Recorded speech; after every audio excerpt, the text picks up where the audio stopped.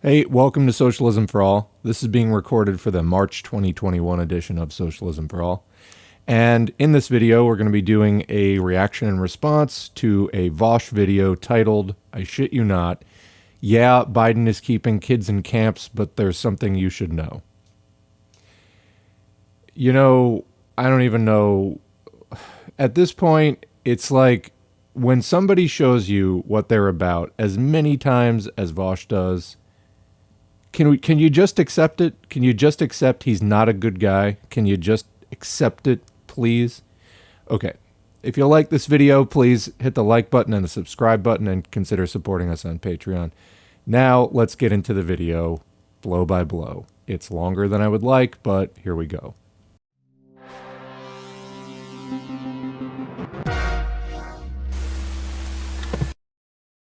So right now there's been discourse over Biden reopening child migrant detention facilities, and it's made a lot of people really angry, and I think that's for good reason, because detaining child migrants is a bad thing, and we should be critical of it.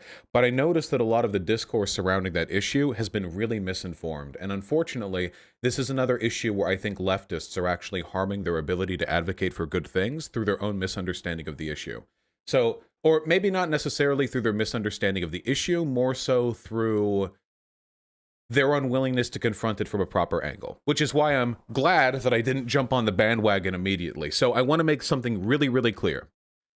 Before Vaush makes whatever it is he's going to make really clear, let's just remember a few things about Vaush, or if you're unfamiliar with Vaush, in which case, I mean, you might want to just turn this video off because it's not pleasant. What do we know about Vaush? I don't think he's a particularly bright guy, but he is good at slimy, weaselly dodges. He's very good at being deceptive while sounding straightforward. He can slip and slide all around an issue. My last video concerning Vaush, and I've only done 2 so far, this is the 3rd. My first video was when he was trying to cite Marx, Engels, Lenin, and Mao for voting for Joe Biden. I thought he failed miserably at that, and I did a 2.5-hour video on it. My other one was just a 10-minute video or so. One of my favorite socialist YouTubers, Hakeem, who had also criticized Vaush heavily in the past, then went on Vaush's show and had a lengthy discussion with him in which I thought he dropped the ball completely. Hakeem did. Because he let Vaush get away with all of his usual tricks. And Vaush is tricky. He's slippery. He doesn't hold good positions, but he can trick a lot of his less critically thinking audience into thinking that he said whatever they think, they wanted him to say. Or he can claim a position and then seemingly support it with evidence when in fact he hasn't done that. It's crafty, I'll give him that. But if you really break it down, and it can be a very, labored, painstaking, intensive process required to break it down, because he just sort of like throws up so many little things that it's a lot of effort. It's like a strategy of just tiring your opponents out by like wearing them down with bullshit. So let's just remember that before we brace for whatever he's going to say, because already, he just spoke for like a minute, and he's basically, all he's really said so far, without any evidence, is that people who are critical of this are correct, but doing it in ways that, is bad and stupid and wrong. Well, what are you actually trying to say? To put it another way, the problem with what he said so far is if it was in good faith, and I don't ever think Vaush is arguing in good faith, ever. This was, I thought, one of the major problems, or mistakes that Hakeem made in talking to him, is you can't take him at face value, ever. We just know that from being familiar with his work. There's a much more straightforward way. He could have just said whatever it was he was trying to say, but you can hear in the style that he's laying it out that he's cranking it up for something disingenuous. Again, if your point is in good faith and straightforward, then your speech can be in good faith and straightforward and not riddled with all these twists and turns and side digs and everything else. All right, now let's approach this, I think, with the proper context and putting on the psycho hazmat suit first. It is bad that children are being kept in detention centers. Okay, that's a flat out. That's an easy one for me to come out with. Okay, that's my hard take right there. You know, cancel me if you will. It's a bad thing, but there is a lot of nuance, not behind whether or not it's bad. It's bad. There's a lot of nuance behind the political context behind what's going on. So here, Vaush is trying to have his cake and eat it too. We're going to listen to this whole video, but what does that even mean? It's bad that he's doing it, but there's nuance to the political context in which he's doing it. It sounds to me like you're just trying to give underhanded support to the fact that he's doing it, even though it's bad. He's trying to say, yeah, don't attack me, it's bad. But no, just stop at the butt. Just stop right there. Because you're insulting my intelligence by proceeding. You're insulting your whole audience's intelligence by proceeding. Speaking of proceeding, let's proceed. I think that a further understanding of that context can help us better challenge the immigration framework we have in this country. Does that make sense? To answer Vaush's question, not exactly no. You could have set that up in an entirely different way and just state your thesis in the first place. What is it? Just say what it is up front. This is usually how speech and writing works, particularly persuasive speech. Now, it's another thing, it's a step beyond persuasive, to be deceptive, to try to arrive at your point by trickery. This is when you don't have confidence in your argument, in your evidence, and you have to use sly, underhanded manners to use some sort of manipulation on your reader or listener or whatever to agree with you. This is really manipulative and bizarre. So, no, it doesn't make sense. And to the extent that Vaush just spewed out the verbal diarrhea that he did because of, just a lack of organized thought versus, an intention to be manipulative. I don't know, maybe write it out first. I know this guy spends like a ton of his life doing these live streams, but that being the case, he really should be more articulate and succinct by now. If it doesn't come naturally to him, at least through all of the rehearsal and practice that he has had at it over the years. So no, it doesn't make sense. And again, I'm extraordinarily wary going into this of any good educational, enlightening point that he's going to make just due to the setup. And I'm not nitpicking here. It's a tip-off that he's being manipulative. So these are things to listen for when someone is trying to bullshit you, especially with someone with a long track record of bullshitting his audience. Let's continue. So I want to start with a little bit of history, and maybe you've heard all this before, and I'll be a little more realistic. Maybe you've thought you probably should learn about this before, but haven't because it's boring, and now you're here to learn from me with my traditional canter-wheeling storytelling style of explaining history. So maybe this will be the opportunity, okay? Okay, first of all, don't get your information from Vaush. Second of all, canter-wheeling is not a word. Does he mean caterwauling, which means to screech like a cat or otherwise speak in a discordant wailing type of way? All right, here we go. I want to say this, okay? why do we have this border problem to begin with? Well, it's really complicated, and I can give a basic version, okay? America is one of the wealthiest countries per capita in the world. In terms of flat wealth, it is the wealthiest country in the world. And in spite of a lot of internal domestic issues and a lot of economic issues, the fact remains that America is a beacon of opportunity for people from poorer countries. That does not mean that they get treated well when they are here. That does not mean that America is perfect or enviable. It only means that there are worse places to live. I think we all know that. Or if you don't know that, then you need your perspective cleared. Mexico is a country with a very mixed history.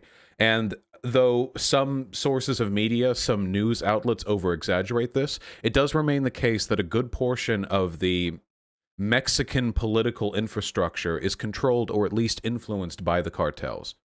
The cartels, the drug cartels in Mexico, are responsible for, I think, about 80% of the narcotics that arrive in America from a foreign source, which makes sense. We have like a 2,500-mile contiguous border, which is almost impossible to police, and the cartels have made billions of dollars from funneling drugs, guns, whatever, back into America, which is actually funny because the guns are made in America. So they go to Mexico and then they come back here from Mexico. It's a whole process. The cartels are enormously wealthy, and because they're wealthy, they have power in Mexico. They have the power to buy off judges and buy off police chiefs and buy off the federales when they have the opportunity to do so, and that makes it exceedingly difficult for the Mexican government to meaningfully fight back against the influence of the cartel, which is terrifying for people who live in Mexico. Oh, yes. Have you seen Breaking Bad? It's like real life. Breaking Bad. And south of Mexico, for a number of reasons that are too complicated to get into, there are many countries in Central and Southern America that also have severe internal issues, which cause migrancy, which cause people to flee the political circumstances of their nations. Many of these issues are caused directly by America. Many of these issues are a very direct product of our interference in their democracies and in their civil structures far into the past and recently. And even the Mexican drug cartels really only have the power that they do because they're able to make so much money off of us. I mean, think about it.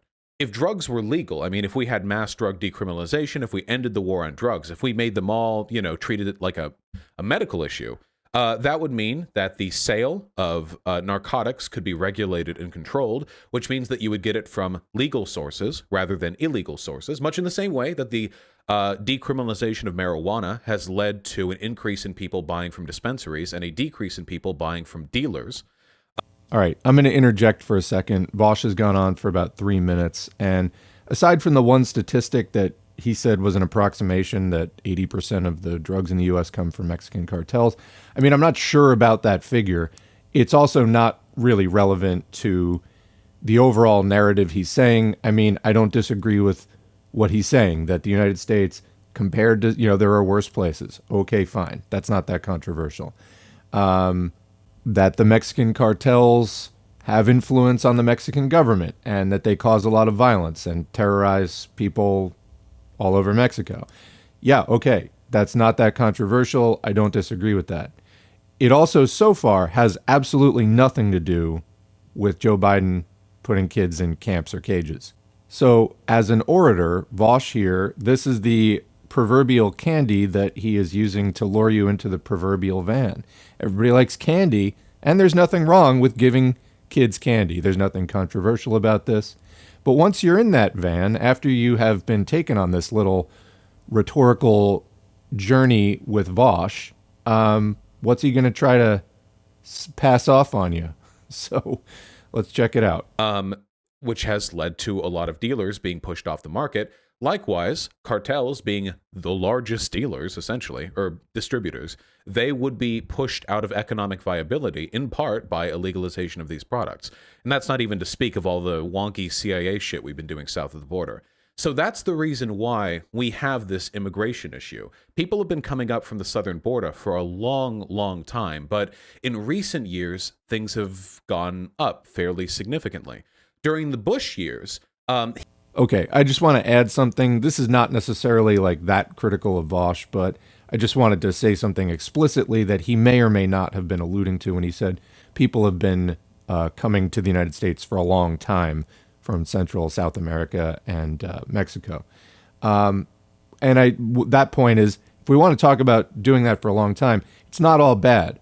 For a long time, hundreds, maybe thousands of years, indigenous people in the Americas have followed migratory, semi-nomadic patterns of life, traveling north into what is now the United States sometimes, but, a few hundred years ago wasn't the United States at all. And then back down to Mexico, Central America, South America. That's a natural, traditional part of those people's cultures and lives. And it's the United States' iron grip on the border system that, that causes a conflict there at all. So I just wanted to point that out. It's not entirely just opportunity. As far as fleeing a country or being a refugee or, just trying to have like a better shake in life. For some people, it's just a pattern that their people have followed for a long time. He passed I can't really say it's the first. It was actually, I believe, during the Clinton years. I think it was it was 1996. It was the Anti-Terrorism and Effective Death Penalty Act and the Illegal Reform Immigrant Responsibility Act, the Illegal Immigration Reform and Immigrant Responsibility Acts. And essentially what these did was they increased the number of immigrants in detention near the southern border. Because the question of what to do with immigrants when they arrive is actually a really difficult one. I mean, think about it, okay? Think about it. We have a huge contiguous border. Now, we can't just let people in willy-nilly. I know, that's the dream long term. But right now, with our current civil structure, we can't just do that. So some kind of enforcement is necessary. So what do? Well, do we just turn them away? Okay, that was kind of a huge sloppy mess that Vaush just laid down there. He starts out by talking about the right-wing anti-immigration legislation that was passed in the 90s, which increased the amount of detention. Okay. Then he immediately goes on to say, well, we all want open borders long term, but now we need some enforcement.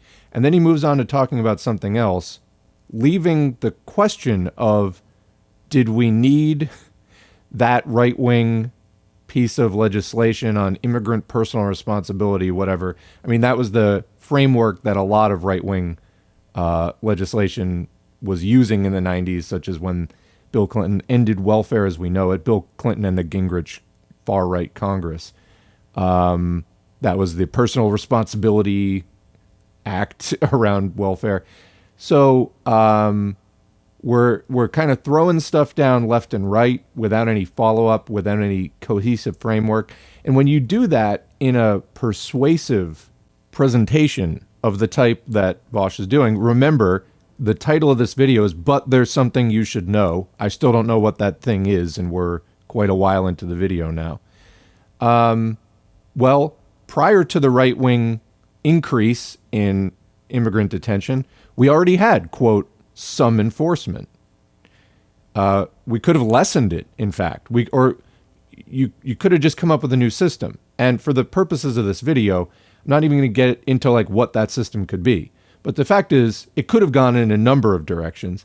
It went in a clampdown direction. Vaush here mentions that, doesn't criticize or comment on it.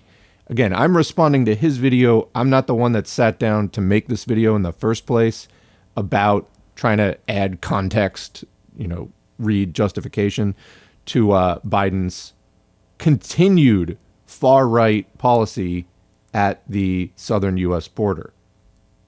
Let's go on. That's traditionally been the process. You turn them away, and then if they come back after being turned away, maybe you introduce harsher penalties because they keep trying. Do you detain them in the process of waiting for like a court date or a trial? Do you allow them to exist in the U.S. for a time and you just hold them on bail, or you just have like a sponsor who takes care of them and then they come to the courts later? And it's actually a really, really difficult system to fully parse out. And unfortunately, because of that massive contiguous border and the number of people trying to come up from our south, there will always be immigrant detention centers. I want to be clear about that. As long as our system exists as it does, immigrant detention centers are a fundamental component of the way our system has to function. What's your point? I don't get what Vaush's point is here. I mean, all this seems to me to be boiling down to is that's the way it is. Which is then a hop, skip, and a jump to, oh, what else can Biden do? We haven't gotten to that point yet, so we'll see exactly how Vaush handles that. But I just want to point out to you that everything Vaush just said in the last 1 or 2 minutes from the, Congress in the 90s increased the amount of immigrant detention to that's the way it is, that's the way the system is always going to be, blah, blah, blah, blah, blah. I still don't know what the point is. The implicit point seems to be there's nothing else Biden can do, which is not true. Again, the system we had in the 80s did have different standards. Vaush just pointed that out by saying that they changed it in the 90s to be harsher. Well, clearly, other responses are possible. And that's my point. Other responses are possible. And it's outside the scope of this video to, debate the nuances of every single one. I'm sitting here on a video of a guy who says he's a socialist who so far has been trying to sell. And this guy's been trying to sell Joe Biden for like the last year. Sounds like he's still trying to do it. Vaush, will you get to the point? Now, that's not to speak to the effectiveness of these systems. That's not to speak to how humane they are. I'll give you an example. There is a pretty huge difference, okay, between an immigrant detention center, which is large, well-staffed, well-heated, well-fed, with beds and sponsors, supervision, kept close to major American cities, which allows for journalists to more easily access its facilities to ensure that there is no abuse going on, and detention camps, kids in cages, like what we saw in the Trump administration. Now, that's not to say that the former is good. I don't like people being detained for any reason. But as long as the system exists as it does right now, there are ways to do it better, and there are ways to do it worse. Mandatory detention was authorized first by Bill Clinton. And after that, we had Bush. And Bush actually introduced further policies to increase their zero tolerance approach to immigration. Now, during the course of Bush... Okay, I'm pausing Vaush in mid-sentence here, but again, we've moved on for several more minutes. I don't hear a thesis. I don't hear a point. He's just saying things without saying what he thinks about them or what his point is, what he's trying to persuade you, the audience, of.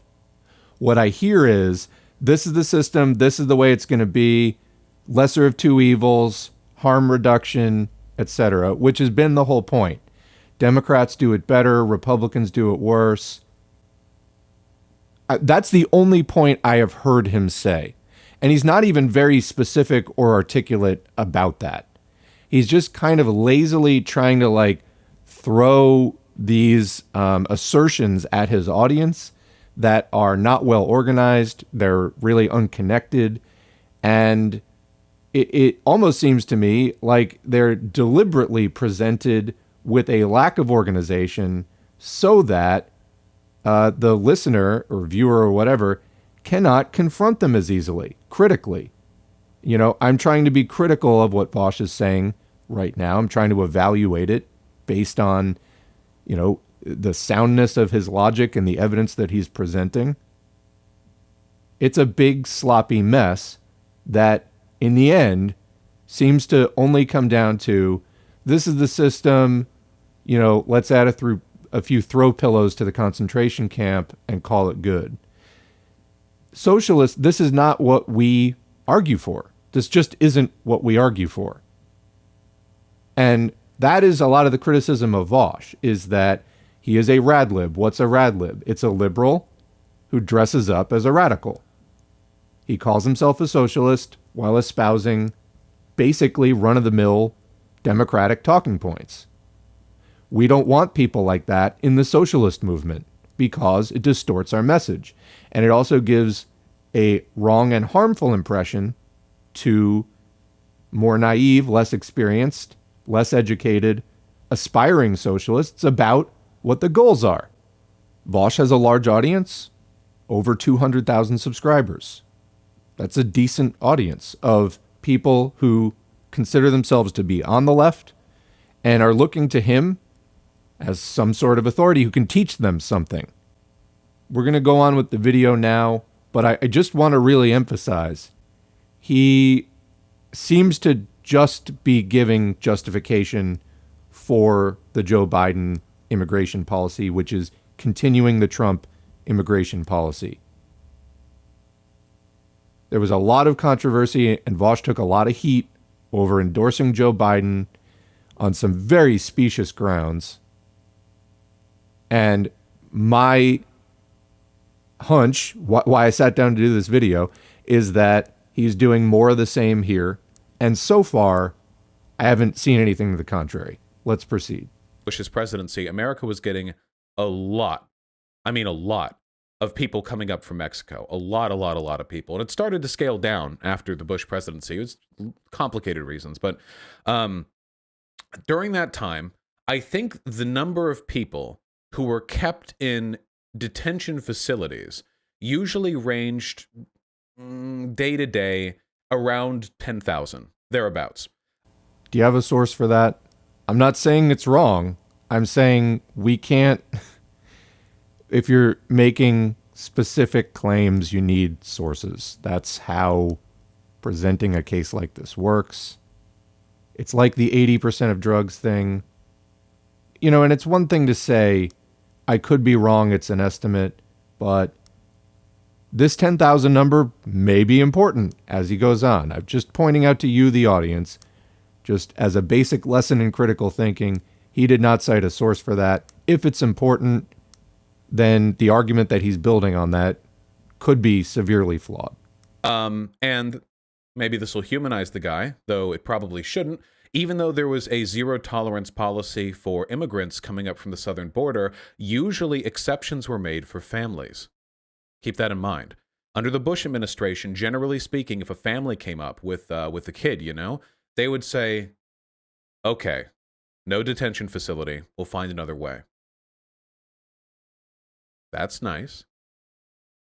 When Obama came to be president, there was an overhaul, or at least a proposed overhaul of the Immigration Detention Center.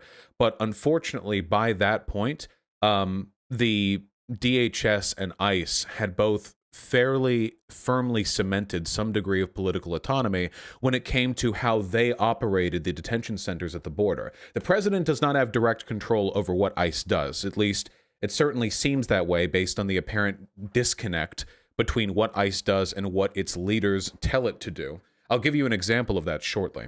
Obama is known as the deporter-in-chief. That number is colored a little bit by the fact that when we count deportations, we're also counting people turned away at the border, which is not necessarily, I don't know if that's necessarily a deportation, because they weren't a resident. There's a pretty big difference between a person being a resident in the United States for some time and then being caught by ICE and deported, and somebody being caught at the border and then turned away. There's a big difference between those things. But okay, again, this is just a really low quality presentation. So Vaush just attempted to give some present Obama in a little bit better light by saying that, well, his deporter-in-chief status also includes people turned away at the border. Do you have a source for that? I'm not saying it's wrong, but you have not shown that it is correct, nor have you told us how you reached that conclusion. I agree with the point that uprooting someone who has made a life in a country is a different and much more intrusive and disruptive process than simply turning them away before they enter a country. Honestly, though, based on what Vaush just said, I don't know where he's coming from, and I cannot evaluate that claim. Also, what is your point, Vaush? Obama was not especially good with regards to immigration issues. But even compared to what we have today, I mean, it was good by comparison.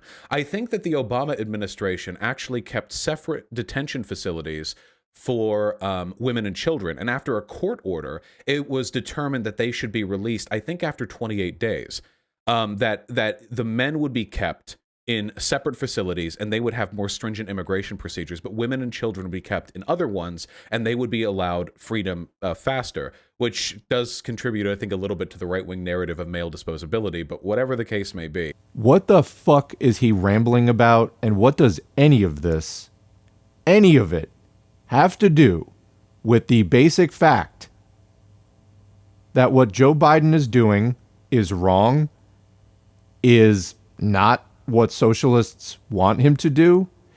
The whole idea from people like Vaush is that we would elect Biden and then push him left, air quotes.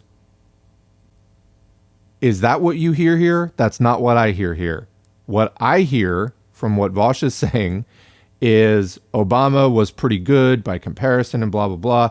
This is completely ignoring the fact that for the last 40 years, we have been going deeper and deeper into neoliberal austerity, police state, naked imperialism that they're not even trying to hide anymore. And the immigration battle is a major front. It's fundamental. So Vaush started all of this with the tease that, hey, there's more context to this. What does that even mean? He never told us up front in what way and how will it make us think differently about this according to him. We're just being led on this rambling narrative of various facts that are presented in an oddly uncritical light. It's a little better. In 2015, a memo was made public issuing guidelines to ICE personnel for how to appropriately care for transgender immigrants in sex-segregated housing that corresponded to their gender identity. So back in 2015, same year gay marriage went legal state round, they were making, at least attempting to make, some accommodations for those provisions. I think a couple hundred trans women come up from the southern border every year, which really shouldn't be surprising with the number of people we have coming up, but it's, you know, it's interesting. I don't think a lot of people thought about that. What is your fucking point? ICE wouldn't have thought about that if there weren't for that memo. I don't even know if they took it seriously, to be perfectly honest.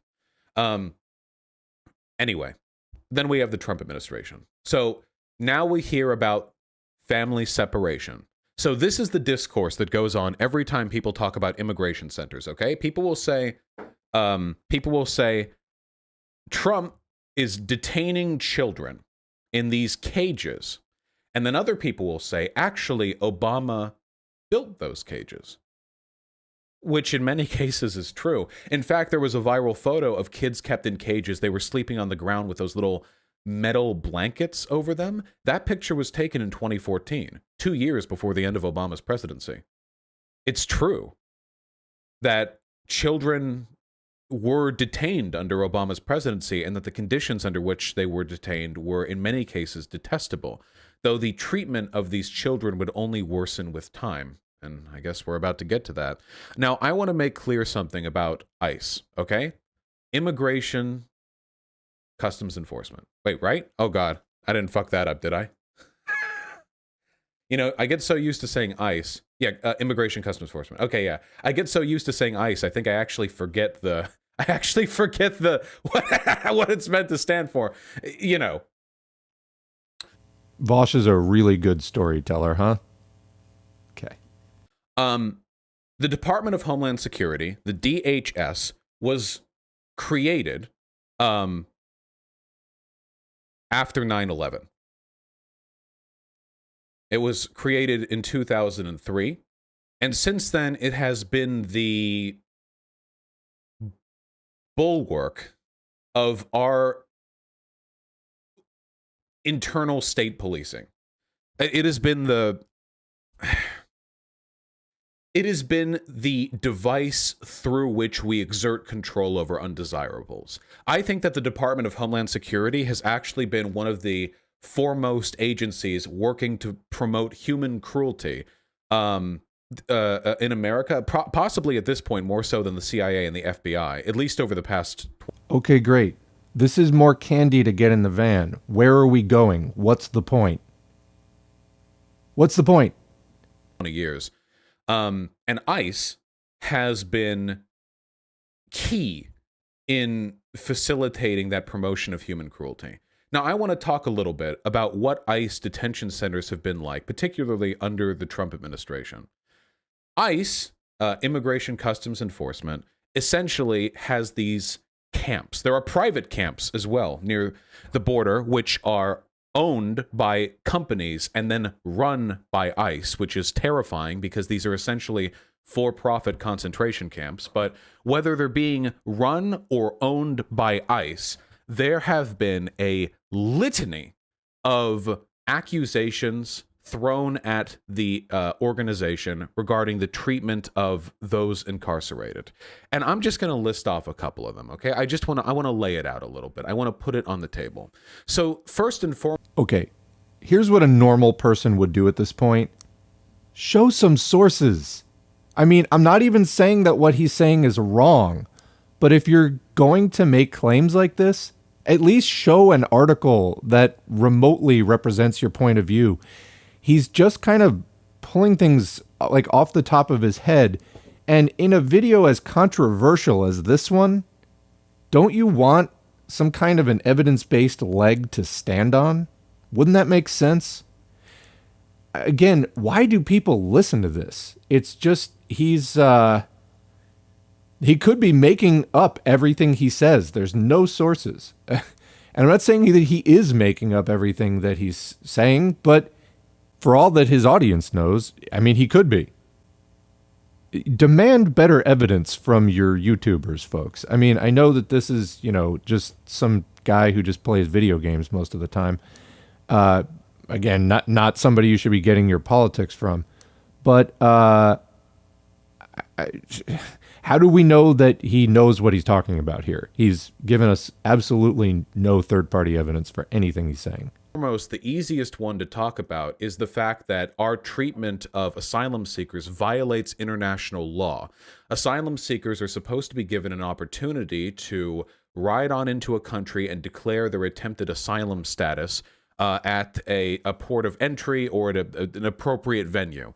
But that appropriate venue is not an ICE detention center. They are not given that opportunity to declare their intent, which means that they are in violation of international law and treaties ratified by the United States, being denied fundamental rights they have.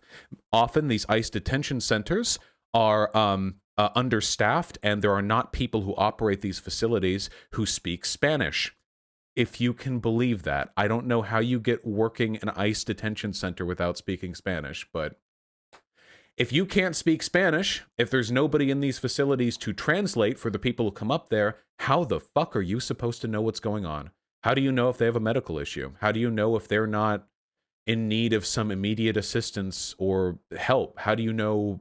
Okay, great, Vaush. But what is the something we should know about Joe Biden putting kids in camps? What is the thing we should know that is in the title of this video? The idea of this video is to provide, quote, context for the history. What is the point? Anything. There have been a massive range of allegations of sexual abuse. We had the hysterectomies that were... that there was a breakout story on those just, I think, like 6 months ago. sexual abuse, not just of the adults, but of the children, too. There are stories of them not being provided proper and legal due process, access to legal counsel. There are stories of them being denied appropriate accommodations, food, sleeping on the ground, nothing but these metal blankets that they put over. And hey, let me tell you, it gets cold at the border. It gets hot and it gets cold. Not many mountains are forests to trap in air, which means that in the nighttime, some of these people can see their breath as they're trapped on the ground, on the dirt, underneath these metal blank. You know what I'm talking about, right? They have these reflective, they're like hikers use them. You know what I mean? Mylar blankets. Thank you. That's what they're called. They are better for keeping you warm than traditional comfy cotton blankets, but ain't enough. This is only to speak of the beginning with all the sexual, physical allegations. There's also the ongoing use of solitary confinement against immigrants that have been confined here, which is a form of torture where you lock a person in a solitary cell for days and days and days and does horrible things to your psyche. Some of these people are kept in for more than 2 weeks, which, let me tell you, you ADHD-ridden millennials, Gen Z types, whew, you'd be thinking suicide packs after 2 minutes, okay? 2 weeks? Fuck that. Fuck that. It's torture. We do it. Yeah, it violates the Geneva Convention. Do it anyway. And let me be perfectly clear, okay? Why do they do that? That's a great question. Because the people who work at ICE hate the people whose job it is to look over. I want to be really clear about that, okay? I'm sorry, it's a temptation, the sociological imagination, for us to, like, justify this, but in reality, the people at ICE seem to be taught that the people coming up from the border are parasites, that need to be kept out to keep our country pure and clean, and that any treatment of them whatsoever is justified insofar as it facilitates our national security. That's the attitude that we've taken towards issues like this for a long time. We did it with the Japanese detention centers back on the West Coast during World War II. We did it with people at Gitmo. We do this all the time. We did it in Iraq. This happens all the time. It happens with our soldiers. It happens with our police. And it happens with our border officials. So Donald Trump comes into office, and Donald Trump takes his hard stance on immigration, and he instigates, or he puts forward, a no-tolerance immigration policy that now gives ICE the legal authority to separate children from their families. This took place... There's a memo that came out in 2018, I think. I think it came out in 2018. And the detention of children at these immigration facilities skyrocketed. Because previously, to this point, the children that were detained were children that came up unaccompanied. And I have to say, it's a difficult problem. What do you do when a child comes up unaccompanied from the southern border? That's a pretty tough one, right? Like, fuck. We can't just, like, turn them away. Okay, no, it isn't that complicated, actually. It might seem complicated. First of all, again, Vaush, what is the fucking point here? Second of all, this may seem complicated to an untrained guy who plays video games professionally on YouTube. To people who work in the child welfare, social work system, and international relations, this isn't that complicated. Every country in the world has to deal with this problem in some way. It's not like this is a unique problem facing the United States exclusively, and there is no precedent or standards on how to deal with it. But again, what is the point? I'll bet you anything this just ends with, and so Biden is marginally better than Trump, case closed. Where is he going with this? There has to be some kind of way of managing their needs. But prior to that point, we were a little bit more lenient. Now, the Trump administration just started separating families, you know, and pushing harsher sentences and prosecutory tactics on the families that they came with. And thousands of kids were separated from their families. They were kept in separate child immigrant detention facilities, and they were subjected to all of the abuses that I just listed. Now, what's interesting is that even though the memo for this treatment was only made public, I think, in 2018, it turns out that ICE had actually been acting on these orders since late 2017, meaning that there was a period of nearly a year during which our border officials were illegally separating children from families without any sort of media or journalistic supervision. It's terrifying. I mean, the government essentially promoting a policy like that, just quiet, just shh. You don't even find out until a while later, until it has to be made public. And of course, with the family separation, you had all these stories, the abuse of children, sexual, physical, or otherwise, the torture procedures, the forced hysterectomies, what have you. Actually, after the family separation was sort of prohibited, the Trump administration made some token effort at attempting to reunite these kids with their families. But it turns out they actually didn't have a plan for that. They never actually took hold of the records necessary to find out who these kids belonged to. Now, I want to be clear on that. Not only did these kids get separated from their families, they didn't even bother to, write down contact information. They didn't, to the extent you can, they didn't exactly bring cell phones, or at least not all of them, but they didn't even have plans for reuniting these families. And it turns out that due to poor documentation from ICE, not only were they separating thousands of kids with no attempt or intention of bringing them back together, but because of these poor record keepings, there were thousands more kids that had been separated than were ever recorded. There was essentially a black hole in the records, just this void where children just disappeared into. And that facilitated a lot of the abuse they experienced because they essentially became unpersons. The Mexican government isn't coming up north to chase after these migrants, and there aren't effectively any systems by which their presence and health can be monitored in America. They're completely unaccountable, which facilitate a lot of what happened after that. Yeah, many of them aren't even Mexican. A lot of them are South American. And fucking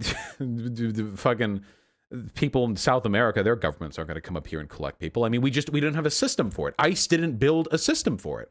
And we kept building out these child detention centers over and over. Definitely where Epstein got kids from. Oh, maybe. I don't know. No, I think Epstein, didn't he have to stop doing his shit a while back after his first arrest? I don't actually know any of the details of Epstein's. People watch this. I have this playing. I'm listening on headphones right now, and I am doing a few other activities while I'm listening to it. There is nothing of substance in this. I started out, kind of with my finger on the button to pause it and make a comment. Nothing is happening in this video. Why do people listen to this? There's no real meat to this. You're listening to a guy who doesn't know what he's talking about talk. What is the point? Fucking adventures. So that's all bad. It's really, really bad. It's extraordinarily bad. It's indefensibly bad. And now we have Biden's administration. And Biden's administration has committed to reforming our system for, dealing with migrants and what have you. And this is where we get to the kids in cages narrative. Okay, so finally here is a claim that we can evaluate somewhat. Joe Biden has committed to immigration reform. Pretty much every president commits to immigration reform. If you go to whitehouse.gov, there's a section called Priorities. It's listed as one of the top 5 priorities, immigration. It says, quote, President Biden will reform our long broken and chaotic immigration system. President Biden's strategy is centered on the basic premise that our country is safer, stronger, and more prosperous with a fair and orderly immigration system that welcomes immigrants, keeps families together, and allows people across the country, both newly arrived immigrants and people who have lived here for generations, to more fully contribute to our country. Now that's super vague.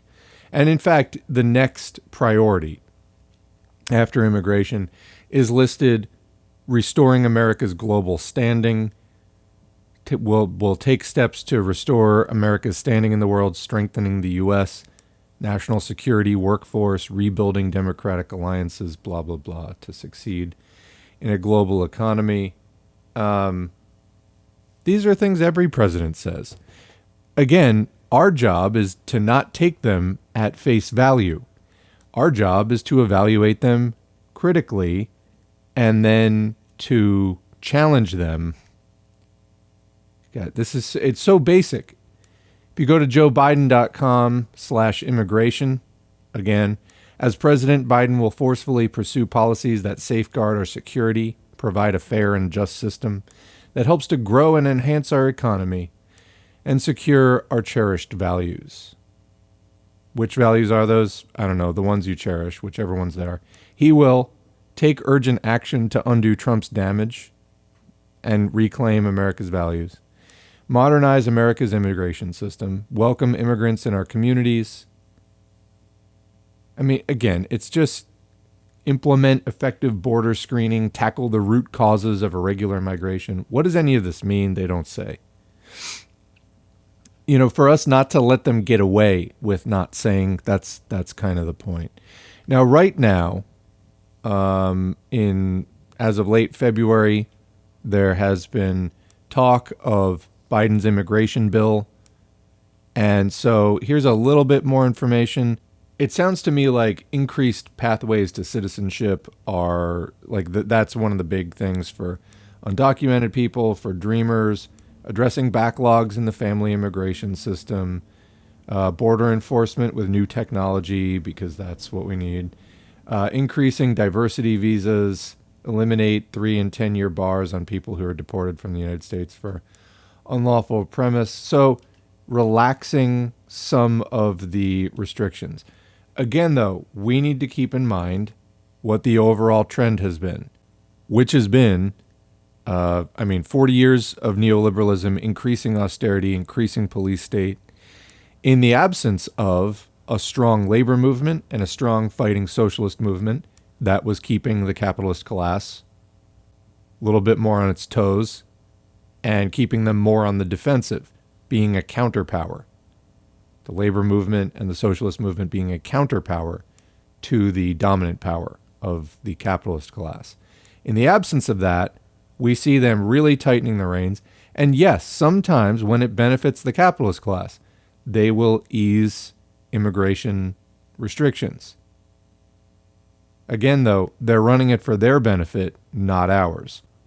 I don't want to beat this point to death, but I mean, this was just one of the only things Vaush has said that's even remotely relevant that can even be evaluated. I guess let's just go back to his pointless rambling monologue here. So, oh wait, hold on. We're getting a Vice News article. ICE detention center captain was on a neo-Nazi website and wanted to start a white nationalist group. Damn, dude, that's crazy. Who would have guessed that relationship?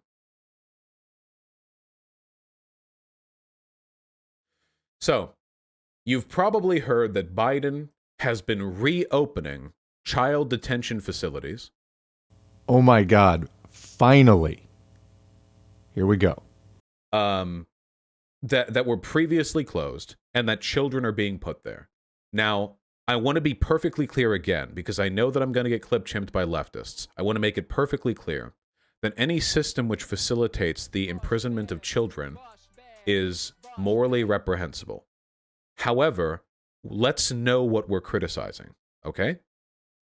Do you guys know why Biden opened these facilities? I'm serious. Do you actually know? Get the Pepe posting out of the way, but then I actually want to see if any of you guys know.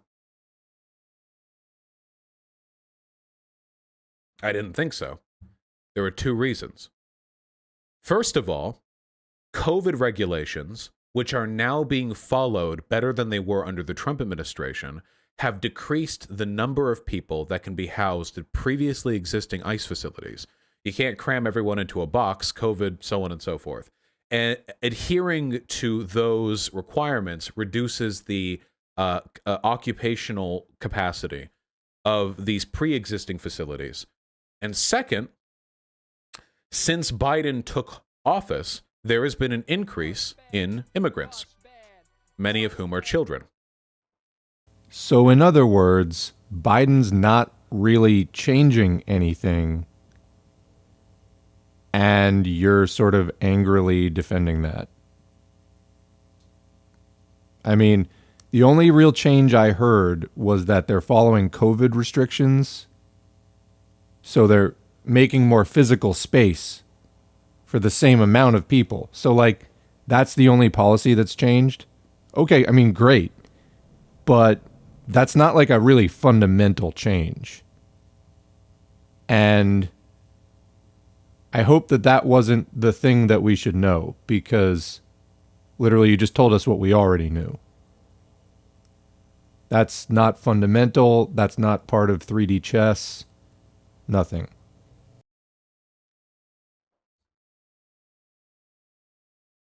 That's not conjecture. There's actually been a marked increase. There are more children who are coming up. There's been more migrants in general, actually. The reason for that is because there's probably a perceived belief that Biden will be less harsh on immigrants, which is... Whatever. That's complete conjecture.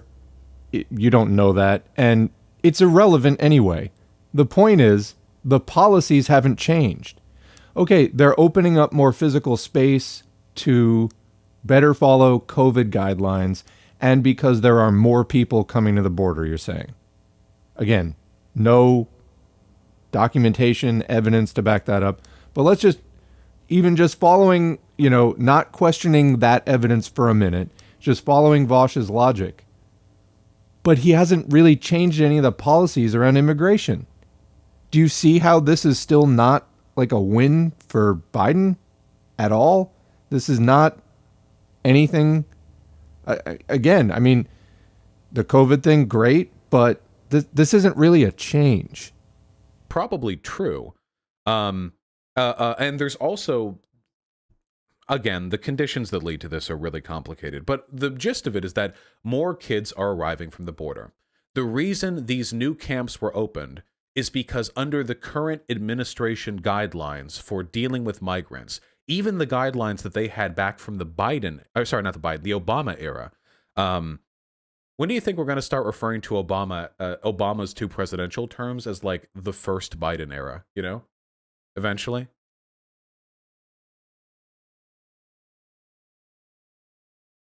Anarcho-Bidenist regime moving back and forward through time. The reason they reopened these facilities is because they needed to find a place to put these kids, and the facilities they had simply could not accommodate more without them violating COVID restrictions. So that sounds like a defense of these facilities. It's about to be a criticism. We're going to get to that. The other thing that I want to say, just so you guys know what you're talking about, is that there is a world of difference between these facilities at the camps that people were being kept at previously. I cannot stress that enough. Here are some photos from inside of these opened facilities. So we have these like large classrooms with 6 feet apart. All the seats are kept. We have like educational materials in classrooms and recreation areas. It's in terms, they're beds too, like actual. Do they have that in here? Yeah, they're. I don't know what to say. Vaush says that sounds like a defense. Yeah, it does. He says it's about to be a criticism, and then he goes on to keep defending and promoting it. Still waiting on that criticism. Also, what is the thing we should know? What is it? We're a long way into this video. I don't know what the thing Vaush is saying I should know is. What is it? He's told me like 500 separate facts. What is the thing I should know? Actually like beds, not like cages with blankets. So, again. No. Again, yourself. You showed like 3 pictures. Is that... And whereas you were just talking about how there's thousands of miles of border. Is that it? Like, that's the end of the photographic evidence? Those pictures represent everything going on right now, this is incredibly lazy. This isn't a defense. It's still a camp and a violation of what I consider to be the right to free movement. But isn't that one actually an HHS facility? Yeah, that's what they're opening right now. Dude, Vaush, this propaganda. I really do hate you people. I hope you know. Well, there you have it. I mean, straight from the horse's mouth. He hates it when his audience correctly criticizes him. Why would you want to listen to someone like that? That commenter was correct. Vaush is running some bullshit on his audience.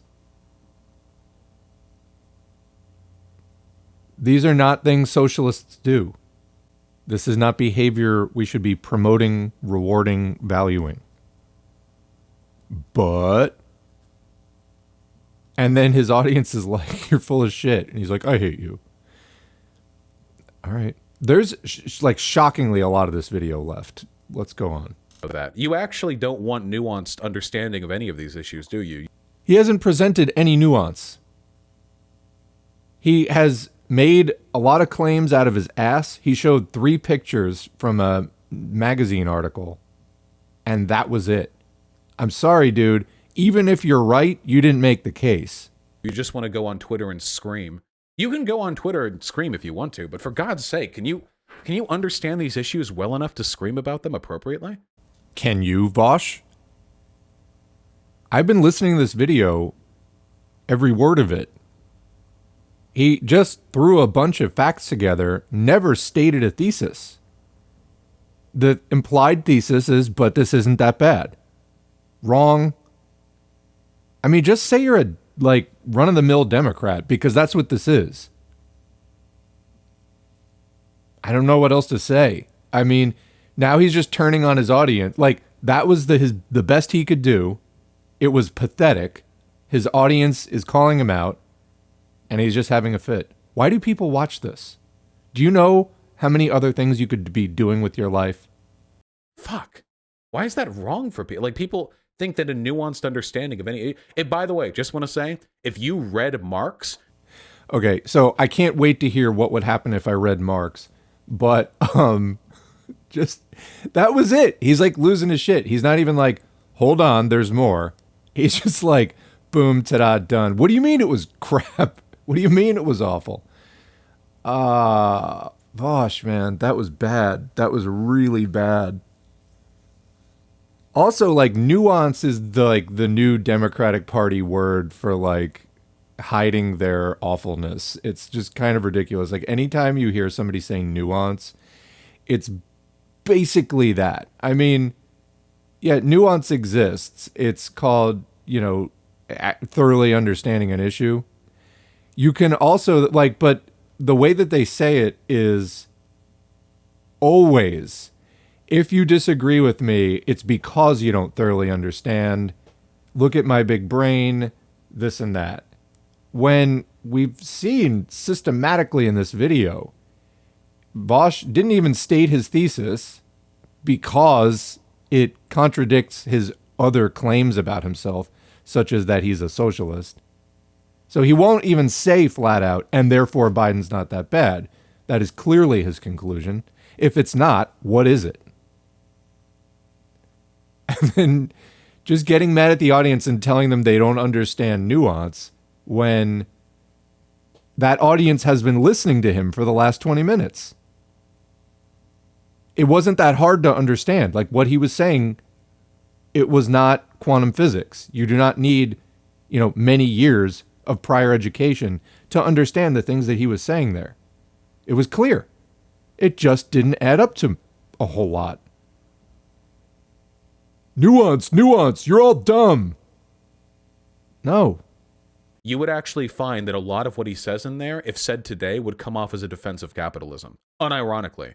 A lot of what Marx said about capitalism is... First of all, I just got whiplash from the subject change. Now we're talking about Marx would come off as a defender of capitalism. No, he said it was a step up over feudalism, but he also wasn't advocating capitalism. Do you understand the difference? It's saying that looking back at history, it was a step beyond feudalism, but that it was also awful, and that the fight for socialism would be a difficult one that would overturn all of the property relations of capitalism. And it would be a completely new system that would really just capitalize on the technology and the education that would be, created and disseminated by capitalism.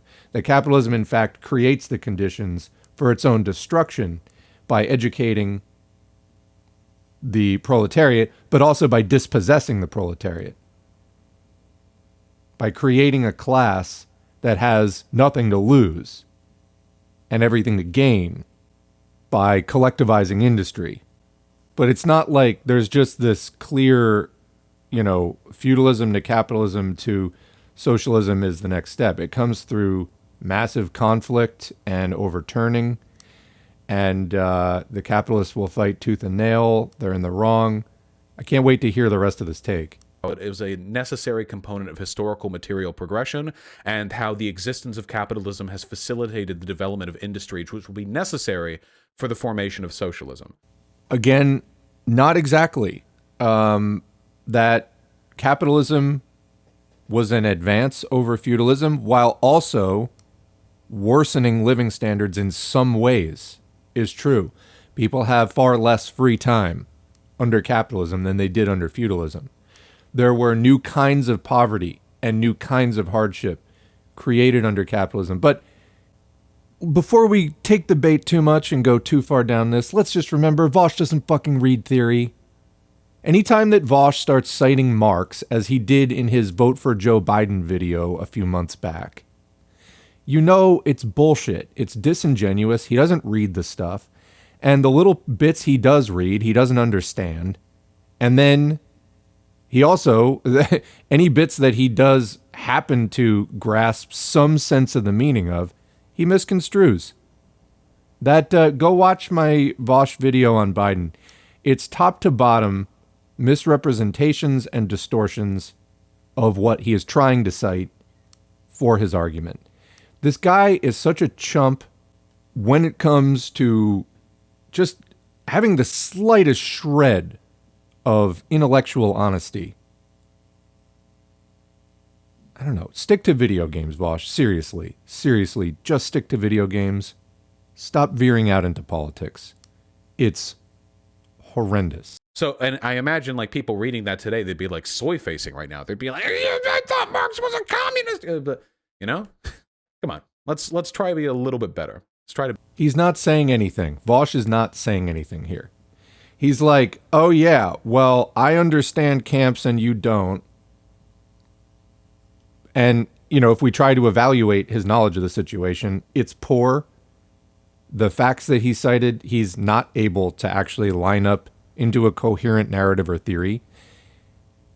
The way this works is you make a thesis, you have your basic point, your basic statement, your basic line of argument, then you cite supporting evidence. Vaush failed to make a thesis, or his thesis was very vague. It was, yes, Biden's putting kids in camps, but there's something you should know. Well, that's incredibly vague. That gets an F. Then you're supposed to cite supporting evidence about there's something you should know. Okay? It's a tangled mass of things that just don't go anywhere and don't actually seem to support this vague point. We have to kind of read between the lines a lot. And already we're getting into territory of manipulation rather than persuasion, deception. And then when confronted about it by his audience in real time, he flips out and starts saying, well, you don't understand Marx either. Well, the hell does that have to do with anything? Also, he's wrong about what he's saying about Marx. I mean, the spirit of it is wrong. This is, again, deceptive and manipulative. Just weird flex.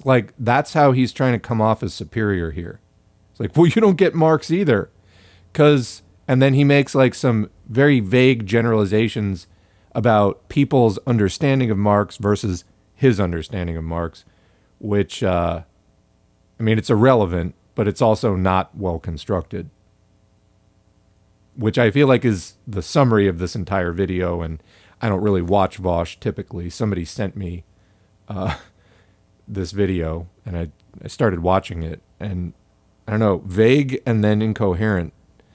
You know, that seems to be the order of the day here. All right, we got to get through this somehow. Let's keep going. Be a little better.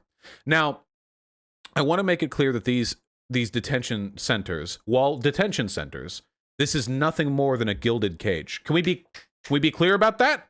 Okay, Vaush, the misunderstood martyr, just like Marx, is now starting to snap. Also, like, he seems to be, again, trying to have his cake and eat it too. The cages are awful. They're also, like, not that bad. Which is it? So let's watch Vaush flail and spin out. This is a gilded cage, okay? Putting classroom desks and beds inside of a detention center does not a not detention center make. However, I'm going to be real with you guys. If I had to choose between migrant kids being kept in some abuse-laden ICE facilities where they'll be packed into cages and forced to sleep in the cold dirt every night, or them being kept in what seems to be like more of a communal facility with a lot more like journalistic oversight, I would prefer the latter anytime. And if... Yeah, literally anyone would. I mean, aside from sadists. So that is not a brave, unique, or interesting stance you just took at all. But that's not why people are criticizing you, Vaush. That's not why people are criticizing you. Is that by being socialists, as you claim to be, we are trying to go far beyond the rotten hairballs that have been vomited up by the system as options. I don't know what to tell you. Like, why is that confusing to you? You're unable to differentiate between those two. I wonder about how much you actually care for these kids. Like, I actually have to wonder. Now, everything that I've talked about so far with regards to Biden's camps feels like a defense of what he's doing. But it's not. I'm going to read for you an AOC tweet. We like AOC here, don't we? No, we don't. See, now Vaush is getting mad because all the kids that he lured into his van with the candy are starting to stand up to him, and he's flipping out, and he's like, all right, everybody settle down. It's story time. I'll read you some AOC. You guys like that, right? We're fans of the AOC tweet. Yeah, we're good. You know what I like? So everyone knows the first tweet from AOC's tweet chain here, but nobody seems to remember the third one. And that's how we're going to move into the final section here. Solutions. This is not okay, never has been okay, never will be okay, no matter the administration or party. Based. Our immigration system is built on a carceral framework. It's no accident that challenging how we approach these issues are considered controversial stances. They require reimagining our relationship to each other and challenging common assumptions we take for granted. Now, here's a really important... So that is the exact same point I was making before about not merely accepting the options in front of us, given us by the system, but to not take them for granted and come up with completely different options and advance those and engage in radical direct action, demanding them and forcing some kind of change. Unlike AOC, I'm not a Democrat, and I'm not saying these things merely as lip service and left cover for an imperialist party. I am not a radlib claiming radical positions and radical rhetoric and then actually advancing liberal policy and basically serving, giving my left blessing to liberal policy so that it goes down the throats of progressives more easily. That's AOC's job. That's Bernie Sanders' job. That's Vaush's job. Slob that he is. Everybody has their target audience, I guess. Those are the same points I was making. There's nothing wrong with the points. I have a problem with AOC basically being a hood ornament for imperialism and making those arguments, but then, acting in such a way that is inconsistent with the logic. Third point.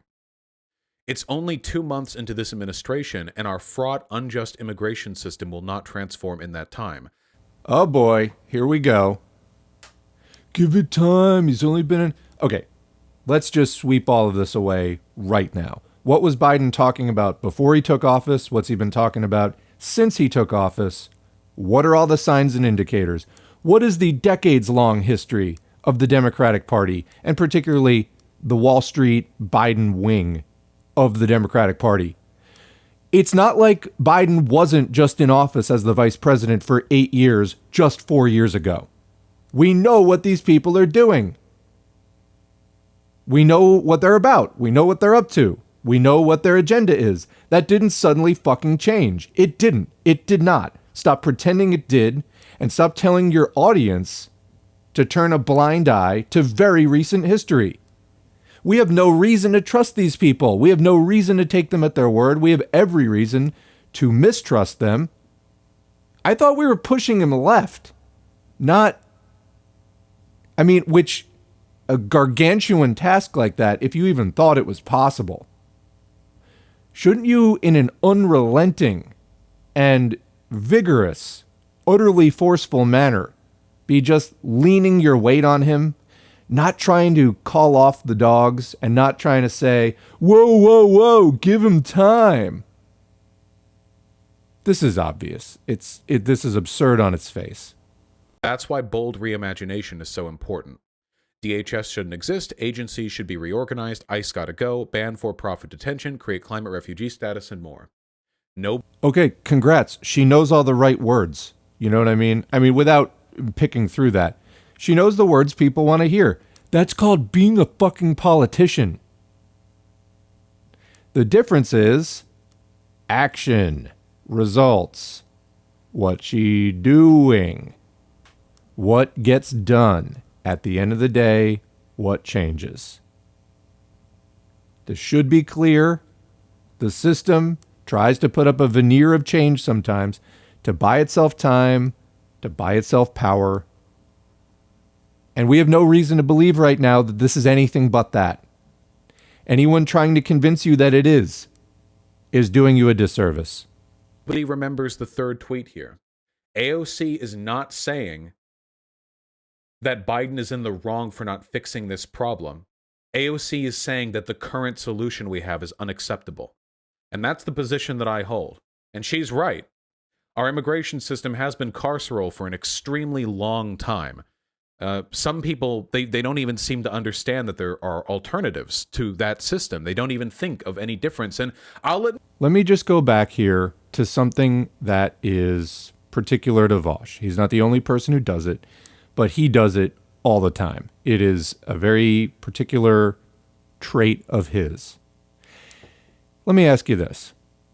If that was such an important point, and I pointed this out just a few minutes into this video, which incidentally I have not watched before. I'm watching it and commenting in real time.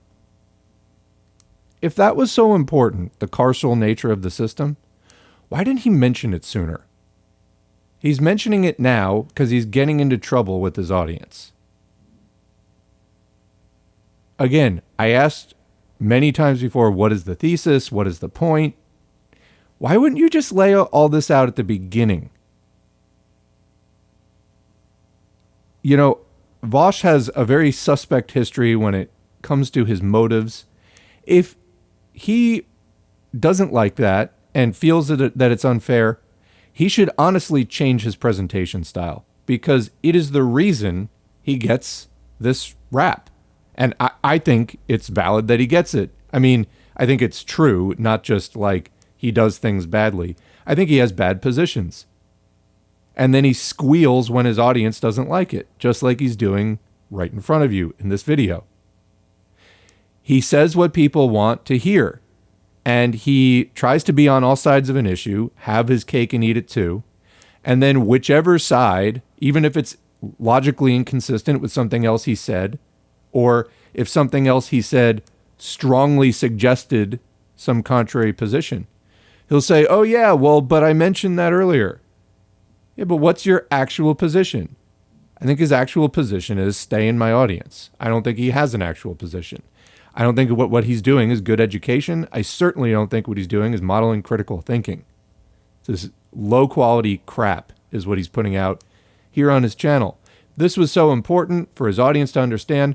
Why didn't he put it out in the first place? And why is this video titled, "There's Something You Should Know," and then we're however many minutes into this video and we still don't know what it is? What I think, in addition to Biden's not that bad, although we could do better, Biden's not that bad. Although I think that that's basically his point. His point is also, I am right no matter what I say, which is more about his relationship with his audience. Something you should know is, I can always manipulate you into thinking you're wrong, even when you're not. And if you think he is right here, really, stop listening to him. He has done a number on your head. All right, and with that said, for educational and research purposes only, let us again sample the toxicity. It is a complicated problem.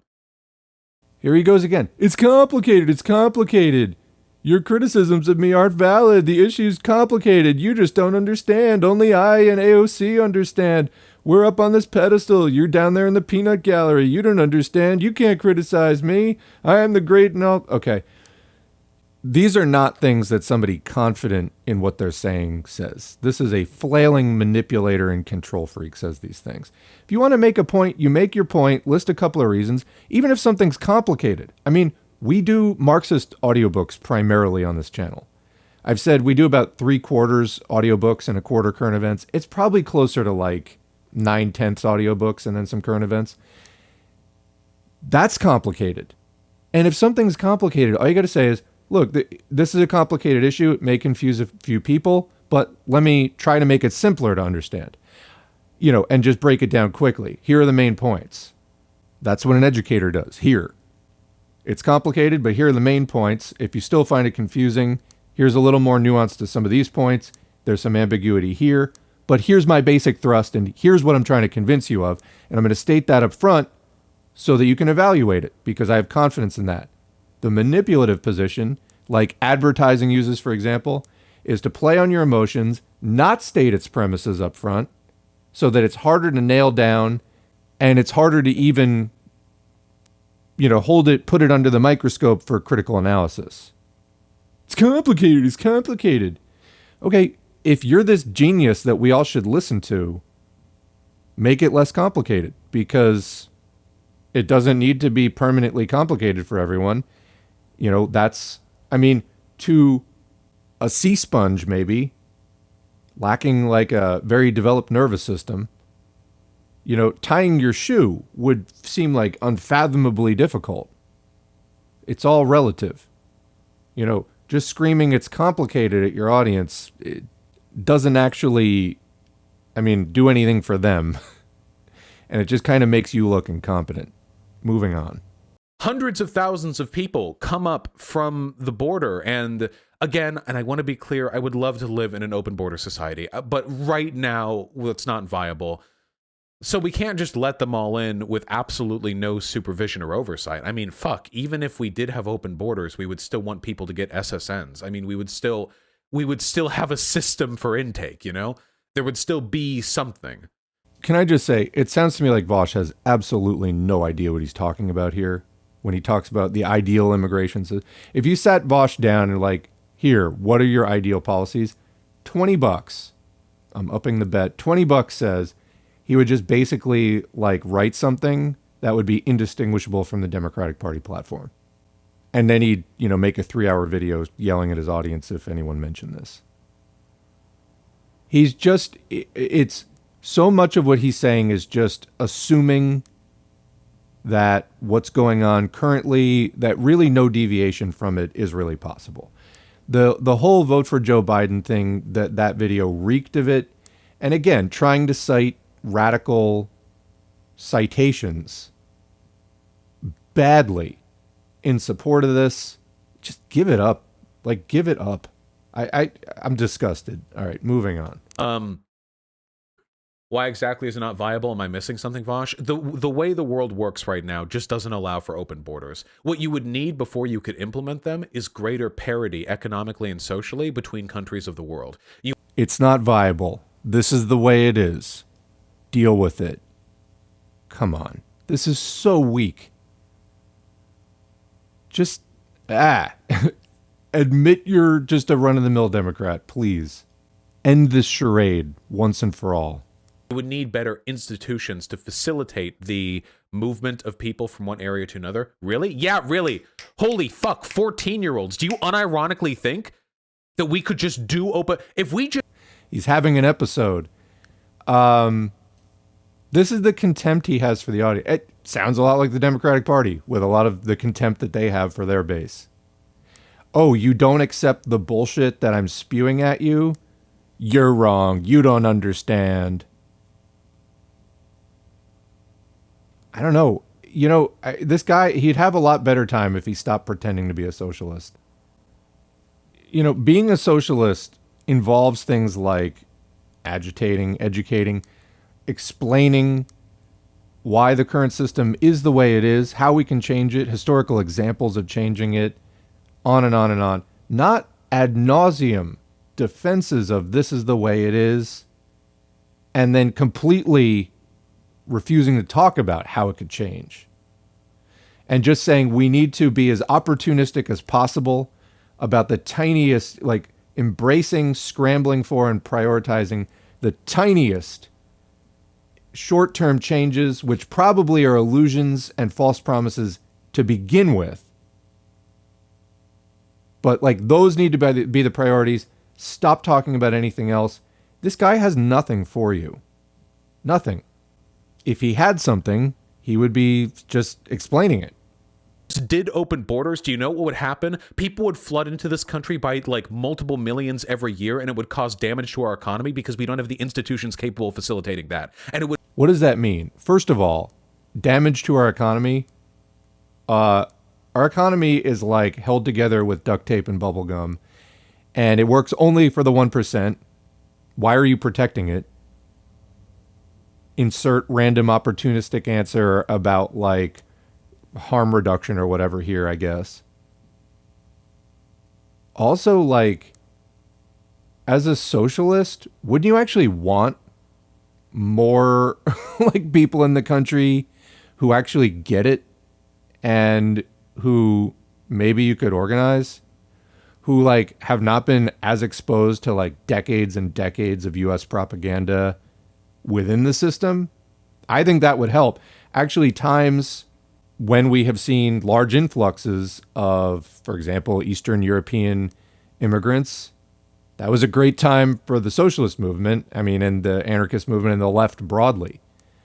That's why they were putting people back on boats. That's where some of this sentiment comes from now. Who does this help? This damage to the economy? Who is this helping? This is like a taking our jobs thing. All Vaush is really doing here is just defending status quo responses to social problems. And he'd be like, oh yeah, well, they will take our jobs, and it might not be the best system, but those are the jobs that we have, and we have to protect them. Economic damage. Fuck off. And as far as this whole thing about systems for transporting large amounts of people, what on earth are you talking about? This is like one of the most industrialized, technology-rich countries on earth. I don't even know what that means, but I'm pretty sure if there's a technological problem, this country has the material capacity to do something about it. Again, who are these defenses actually serving? The working class or the owning class? And I'm not even taking up the issue of open borders right now. I'm talking about Vaush's arguments. They are highly, highly suspect. He's not making his points. He's not giving evidence in favor of his points. He's just flipping out at his audience, who seem to want more from him in a left direction, in a way that kind of mirrors what a lot of these same exact people want from the Democratic Party. They want something they're not going to give you. Please understand that. make our country worse, and we would be a laughingstock to the rest of the world because dumb fuck lefties actually directed econ policy without thinking about any of the shit they were saying. So I have heard many accusations directed at Vaush over the years that he's like actually an alt-righter in disguise. What he just said there, I spend a lot of time with left-wing people. I've never once heard a socialist say anything remotely like that. I have heard right-wing people say it. I had a roommate a while ago make that exact same argument. Exact same argument. The meltdown continues. Okay? Stop. Holy fuck. Okay? Jesus Christ. Think for a little bit. Think about what that might do to our system to just allow everyone in. Our system, Vaush? Is it really our system? Whose system are you defending? Because I don't want the system. I don't want the system at all. But you're worried about damage to it. Because you don't really believe we can do anything else. That's what I think. And maybe you don't want us to believe that we can do anything else. We have to only debate within the options given to us by the system. That is the implicit message I'm getting throughout this entire video. Okay? That's the long-term goal. That's the long-term goal. Not now. Not now, not ever. This is standard Democratic Party bullshit. They've been talking about giving us national health care since the 1940s. Hasn't happened yet. This is standard Democratic Party shit. That's the long-term goal. Yeah, no. Not buying it. Jesus. You can make a system better without jumping to the fucking post-state communist utopian solution. Now. Well, that was weird, but predictably disingenuous. So, Vaush there seems to be, with that statement, trying to paint himself as the reasonable, pragmatic, like, oh God, it's so slime. Okay, let me break this down a little bit for people who may not be familiar with why he would make a statement like that. So frequently, Marxist Leninists and people who of similar persuasions who believe in a workers' state are often criticized by, for example, anarchists who want to go directly from capitalism to the, complete utopia where things are fully resolved. However, people who believe in intermediate stages understand, I would count myself among those people, understand that there are a few intermediate stages. While capitalism still exists in the world in a significant way, you need, for example, a government to defend your new system against invasion and other forms of attack, etc. Counter-revolution, basically. And that building socialism is not an overnight process. I accept that. But Vaush here is not actually, is Joe Biden a Marxist-Leninist? No. It's a completely disingenuous thing to say. What Vaush is doing, like the Democrats, is just defending the system as it is. And then saying, well, we can't have everything at once. Well, you're not changing really anything. And his reasons for that are really the subject of the criticism here. He sounds like a right-winger, I think because he is. And yes, I count any defense of capitalism as right-wing. It can be center-right, it can be far-right, but in the 21st century, the dividing line is capitalism versus socialism. For socialism, you're on the left. You want capitalism, you're on the right.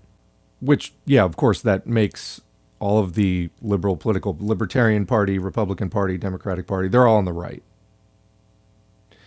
People like Vaush saying we need to defend our system.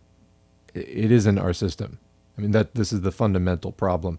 And then, again, trying to invoke radical positions in defense of the liberal status quo. Rad lib. That's what it means. That's what he's doing here. What are other solutions to this? Okay.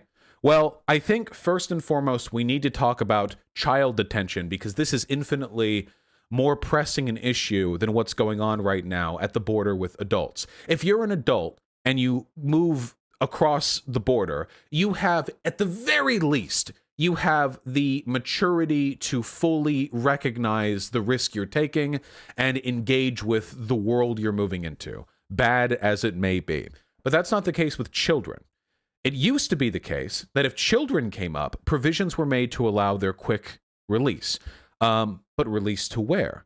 Well, here are some potential solutions for the issues that we're having right now with children coming up from the border.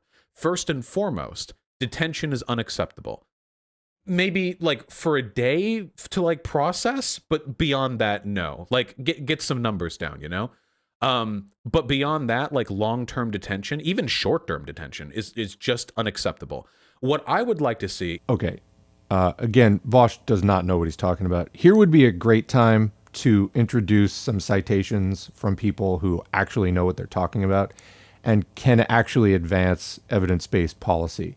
When you're talking about child welfare, child development, anything having to do with clinical social work, the foster care system, on and on and on, you do not listen to some video game playing YouTuber who is talking out of his ass and has absolutely no qualifications here. Here would be a great time to turn it over to a report, a study, something that is grounded in actual study, practice, and research. You just don't do what he's doing right here. But he's going to come up with more half-assed takes, and then his audience will criticize him because they're not very good, and then he will get mad, and then the cycle will continue. Nothing will change. No one walks away educated at all. Some subjects you just don't talk about if you're not well-versed in them. Things that I don't do include running a YouTube channel on advanced physics. I just don't know anything about it. I don't have a channel on the history of antiquing in Western Europe. I just don't really know anything about it. And I don't know why Vaush thinks that he has well-formed opinions on these subjects. Anyway, let's continue. Is a sponsorship system, okay? Think of it this way, okay? Imagine if in border towns we had... All right, this is insufferable at this point. I'm imagining I'm at some really bad party. I'm 20 years old, just smoked a lot of cannabis, and some like arrogant, pushy person full of himself starts like arguing, no, dude, here's what you do. Here's like, think of like a sponsorship system. Anyway, again, Vaush has a very large audience. This isn't good. This isn't good. This is not quality content. Houses and apartments, and we had facilities that were owned by the government, and we had sponsors who worked there. And when children come up from the border, rather than them being kept in a camp, they're essentially allowed like a sort of pseudo guardianship under this sponsor that would allow the sponsor to do stuff like manage court appointments, manage medical needs, anything like that. They would have quick and easy access not only to the government through these facilities, but also to the rest of the city. Because I don't want to, these people shouldn't be kept separate. Right now, what we're doing and what the Biden administration is attempting to facilitate is a kind of adoption system where these kids are kept until somebody adopts them or until they can be reunited with their parents. But who knows how long that process can take? I think that... I mean, there's an answer to that question. What would make this a much better video is if Vaush were actually reading pieces of policy recommendations and white papers that actually flesh out the details of this. Instead, we're listening to this guy just like talk out of his ass on stuff that may or may not even be accurate. I really don't know. But it's all about him, and it's not about any more credible sources.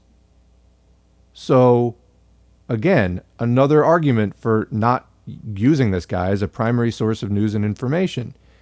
We have no idea if he has any idea what he's talking about. What he's saying could be 100% true, but why are you taking his word for it? The system where you decentralize a little bit while still having a top-down approach for managing the intake of child migrants would be infinitely, infinitely preferable. Now, again, these are unaccompanied children. If we're talking accompanied children, if we're talking children that are with families, we should go back to the Bush era, procedure. Why do we detain these people at all? I need to be perfectly clear, okay? There is this myth amongst conservatives that children are being falsely claimed as children by sex runners or cartel members to provide a narrative that there's no harm that can be done by that family. Like, the idea is you have a cartel guy, like an MS-13 dude, and he hooks up with his lady, okay? And then they find some poor urchin off the street, take them in, and then they move up north, they cross the border, so that if they get caught, they can say, oh no, I'm just a family. Oh no, we're just a cool family. We're just chill. We're just a cool family. There really doesn't seem to be any evidence of that happening. Like, at all. There really just doesn't seem to be any evidence of that happening. It's a narrative. It's a movie narrative. Maybe it could happen like in a movie. I'm sure it's happened at some point in life. But I'm just guessing. I imagine that cartel members probably have easier ways of getting into the country. I'm just guessing here. Like, aren't cartels multi-billion-dollar industries that have ties to the government in Mexico? Couldn't they just drive up here through legal means? Couldn't they? Yeah. Like, not just to speak of tunnels and planes, but like, they can just come into the country. Like, yeah, they can just come in. They can just get visas. Why wouldn't they? What? They're wealthy. They're powerful. Okay, so as fascinating as this is, I'm going to jump in to comment. Now Vaush has switched entirely to talking about right-wingers.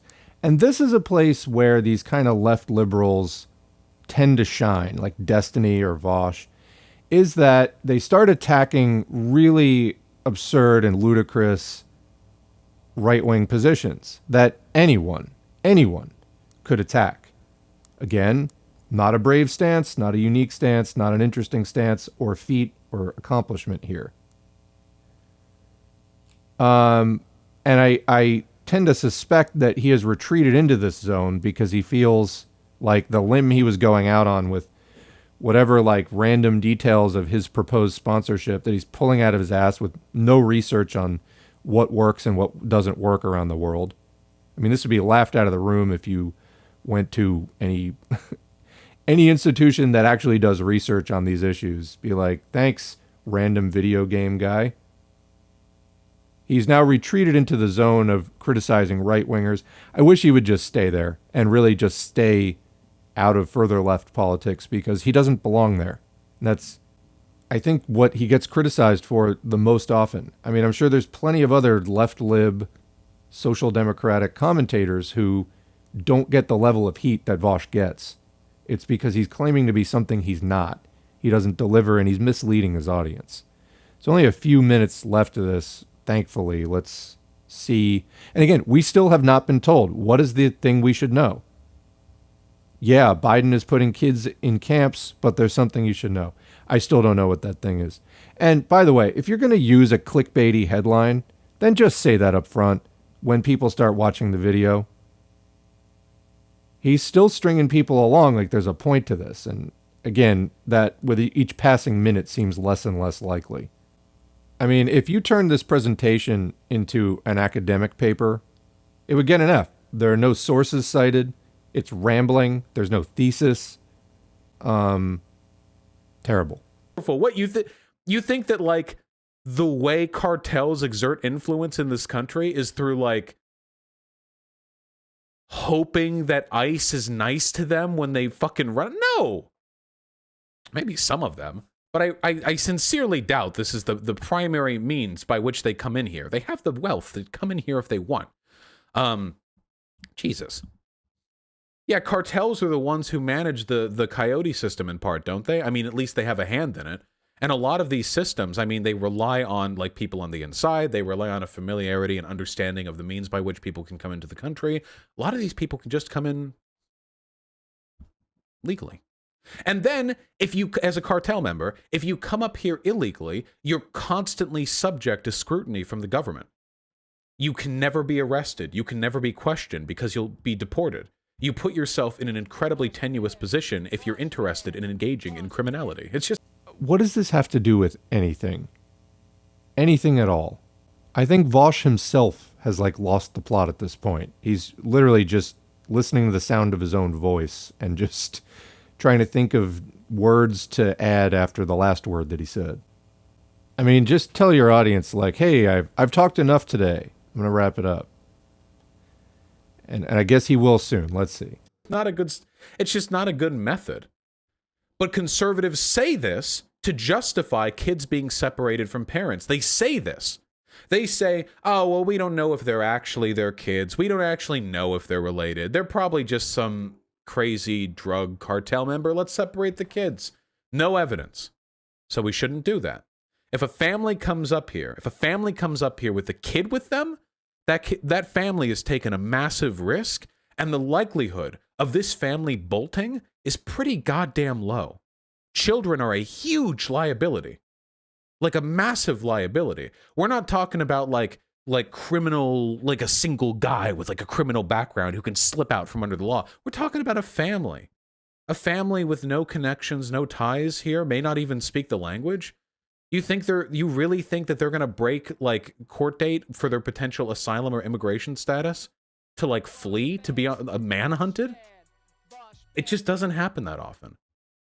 The evidence suggests that the best way for us to deal with immigration right now is to invest resources not in the detention of immigrants, not in a carceral system, not in locking them up, not in doing whatever the fuck ICE has been doing to them for decades, okay? That's not the solution. The solution is to have them in, check them. You have to keep track of people coming into the country, promise a court date, and have a system of sponsors and government agents whose job it is to make sure that the people who come into this country have a fair shot at engaging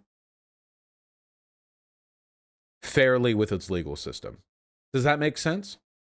Biden's failure is not these camps. Biden's failure will be when he doesn't abolish ICE. Okay, finally we got back to the subject, and boy, is that ever a tattered, convoluted, roundabout, just weird way to argue something I have ever heard. Biden's failure is not these camps, even though they're horrible, as Vaush has said. It will be his failure when he doesn't set up whatever sponsorship system Vaush is talking about. Okay, that is so disingenuous. First of all, when people criticize the cages or the camps, typically that can be understood as a shorthand for the entire situation that led to this approach. Having to even say that is like, huh? Let me play that again. Biden's failure is not these camps. Biden's failure will be when he doesn't abolish ICE. That is so twisted, I don't really know much what else to say. Leave a comment below, I guess, if you... I'm running out of words here for this thing. It's all one system. Like, there's been a steady progression for a long time of harsher and harsher treatment of immigrants and demonization of immigrants. It's all part of the same basic process of neoliberalism and moving away from a system of workers' rights.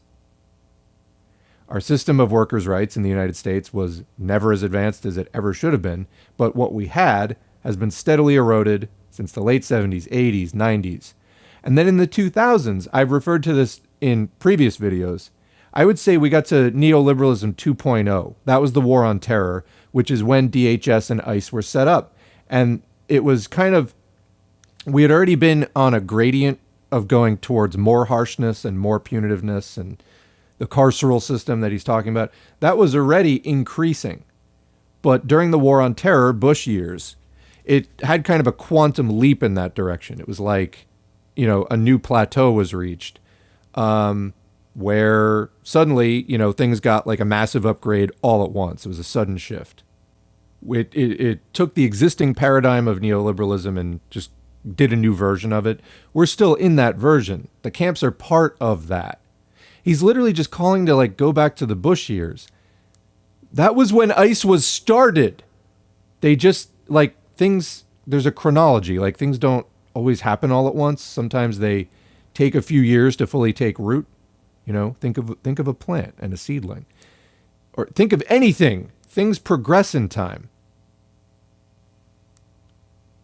We need a completely different system. I mean, we would need to start from the system that we had like 40 years ago at a minimum, in which case, why don't we just say, and even there's continuity with the previous system. In which case, why don't we just say, hey, let's fight for a completely different system and stop apologizing for this one. At all. At all. And let's stop trying to find the lesser fucking evil. Because that's effort you could be spending on doing something else. Do you see? There are 24 hours in a day, 7 days in a week, 12 months in a year. Time is finite. People's energy is finite. Time you're spending listening to Vaush do these apologetics for nitpicking what, Biden's failure is or isn't, is time you're not spending working on more radical solutions. It's that simple. Go spend your time that way instead. He will not, and that will be his failure. Everything is downstream of that. Because the reopening of these camps is an inevitable consequence of a preservation of the system that exists right now. And nothing but bold, revolutionary change of our immigration system can even come close to fixing it. I don't think he's going to abolish ICE. I know he's not going to abolish the DHS. How based would that be? Jesus. He's doing what seems like, within a terrible system, the reasonable option. Wrong, wrong, wrong. Framing in that way is a defense of Biden. Whether Vaush thinks so or not, whether you think so or not, it is a defense of Biden. By attributing best intentions to Biden that we have absolutely no reason to do, we are giving him benefit of the doubt that, frankly, he doesn't deserve. It's a defense. It's charity. It's putting belief in him. It's putting a certain amount of faith in him, that he's even trying to do the right thing. We have no reason to believe that. That's not an evidence-based position. In fact, it's arguably very much contradicted by other evidence. This guy was vice president for 8 years. What did they do during that time? The system got worse. They didn't undo it then. They're not going to undo it now. We have no reason to think that. And saying that Biden is trying to do the reasonable thing in a horrible system, no, he's not. Why are you even saying that? That's casting it in a even, it's not a terribly positive light, but it's a more positive light than it deserves. Why are you even doing that? You don't have to do that. You could say something else. You could make a different choice. He's making this choice to put it in that way. But the best option is to act outside of that system. If by some miracle he does abolish ICE, why would you even suggest that? Unless you want to keep, even at a low level, fostering this hope among your audience that, hey, maybe the Democrats will see Jesus and do the right thing. Don't even put that out there. Why even say that? Time is limited, energy's limited, attention's limited. Hammer on the correct point rather than all this other shit. Have to wear his merch on stream for a week. Let me be clear. If Biden abolishes ICE, I will spend a month singing the guy's praises. I'm not kidding. If he abolishes ICE, do you have any idea? Now, he's not going to do it, but do you have any idea how unbelievable that would be? Well, unbelievable would be a good word for that. It's not believable. And more than that, Vaush is fostering completely the wrong attitude in his audience here. If Biden did that, no, you don't sing his praises. You start to work on the next thing. You don't praise him. Are you kidding me? We don't want him in there in the first place. Why would you start praising someone who is keeping the entire rest of a system that is killing us, no exaggeration, intact? But this is the fawning, sycophantic cowardice of people like Vaush when it comes to the Democratic Party. Yeah, I will personally suck his old man dick, okay? 100%. Absolutely. He's not going to do it, but I would. Yeah, don't get too hyped about this. It's not going to happen. The point that I'm making is that that's the change that I want to see. We need a fundamental rewriting of this system.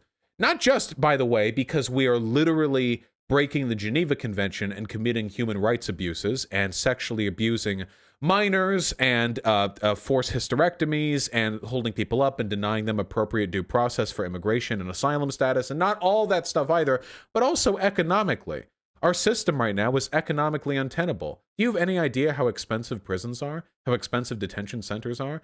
The thousands and thousands of people who we pay, whose job it is to spend taxpayer dollars watching children freeze under Mylar blankets?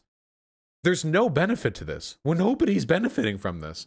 A decentralized system of caretakers and sponsors would be cheaper, and it would be more effective, and it would be more humane. That is what we need to do. Okay, I'm going to interrupt Mr. Vaush here for just a second. The litany of abuses that he himself is describing right there, I'm going to posit something right now. A system which is this far down the rabbit hole of decay does not change any of its behavior without some sort of outside intervention. The United States was literally founded on genocide, slavery, and although we were able to beat some of these things back somewhat in the 20th century and thereabout, that's been the overall trend. And why would a system which created ICE undo ICE? I mean, what it would, have to have a reason to do that. What would that reason be? People writing their congressmen? No. It's a lot deeper than that. And Congress is kind of a facade in the first place. It's not really how things work. Class struggle is how things work. And the government is not really that much of an instrument of that. It's like a real after effect. So we're talking about a system which is committing these abuses, has been for a long time. Biden just bombed Syria again. They don't even know who the fuck they bombed, at least officially. They're claiming that it was Iran or like people who Iran was supporting. They don't know. The system murders kids at home, abroad, on behalf of the capitalist class. What Vaush is indulging in here is, flights of fancy, wishful thinking about a system that, at best, he's terrified to confront. And that's where this comes from. All this hoping and praying that the Democratic Party is going to see the light someday. Even entertaining the notion for a moment. I had said around the Bernie Sanders thing that if there was a possibility we could storm the gates, something might happen. But beyond that, largely that movement had benefit for just countering some of the despair that people were feeling. And showing people you actually could get a workers' movement, although that wasn't a great, form for it to take necessarily. But, I like to go where the action is. And, the Bernie Sanders, they weren't taking the money, whatever. Then Bernie Sanders was just like, hey, we'll go in the front door. And it's like, what are you doing? What are you doing? Nor do I think any of these changes would come from Bernie Sanders and ICE. It would come from us, given a little bit of hope by a Bernie Sanders type moment. But ultimately, it comes from us. It doesn't come from the politicians. And then, of course, Bernie Sanders poured as much icy cold water as he possibly could on that hope earlier this year. I mean, really, kind of on a consistent basis. We know that the strength is out there for working people in the U.S. and all over the world to get organized and come together. We've got to organize that. And a lot of it is psychological at this point. People want the change. They feel despairing. And part of the reason for the despair is this proximity to the Democratic Party, which keeps co-opting and undermining us at every turn. And then people wind up saying, well, we tried to do something, and then they made us promises and then they didn't deliver. Well, we need to stop accepting their promises in the first place and learn more about the dynamics of this entire system, in which the Democratic Party is just a pawn of the 1%, which at most, again, the hope with the Bernie Sanders thing was that they were going to storm the gates and just, blindside them. But, that's not how it worked out. And arguably, that's not how it ever works. And that puts us back in a tough situation of, how do you build this kind of radical consciousness in people to get people organized in the first place, to bypass the political options of getting so-and-so elected and go right to the struggle? Well, a lot of people are there already. And then a lot of people who are close are getting picked off by people like Vaush. Let's let him finish his little gyrations that he's going through. And holding people up and denying them appropriate due process for immigration and asylum status, and not all that stuff either, but also economically. Our system right now is economically untenable. Do you have any idea how expensive prisons are? How expensive detention centers are? The thousands and thousands of people who we pay, whose job it is to spend taxpayer dollars watching children freeze under Mylar blankets? There's no benefit to this. Well, nobody's benefiting from this. Wow. So that betrays a tremendous lack of understanding. The fact that Vaush would say that there's no benefit to these, well, then why are they doing it? Why do they fight so hard to keep them in place? Of course there's a benefit to the capitalist class. That's why they do it. Does Vaush really not understand that? Keeping the working class off guard, destabilized, demoralized, afraid, demonizing the different immigrants. This is like actually kind of classic reactionary moves. And of course they're able to rally political support around it and ideological support. It helps right-wing populists look like they're protecting domestic jobs and they're standing up for law and order. I mean, there's a litany of benefits. Does Vaush really not know that? A decentralized system of caretakers and sponsors would be cheaper, and it would be more effective, and it would be more humane. That is what we need to do. Again, this is like classic Democrat, we can govern capitalism better type of rhetoric that he's using here. It's cheaper, it's more efficient, and it's more humane to run the system this way. Newsflash, socialists aren't trying to run this system. We want to break it down and have a new system.